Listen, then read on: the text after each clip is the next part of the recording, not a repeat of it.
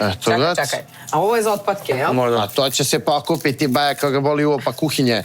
Moraš napraviš kuhinji, brate mili, pre nego što to bude, razumeš? Pa praviš? Tako nije. A? Da, ja napravim baš na Pa kako je to kuhinja ako ne bude malo On mali je profi, nema šta. Profi, ja ovako ne mogu.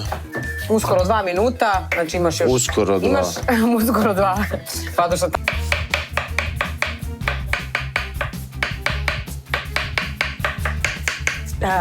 Okej.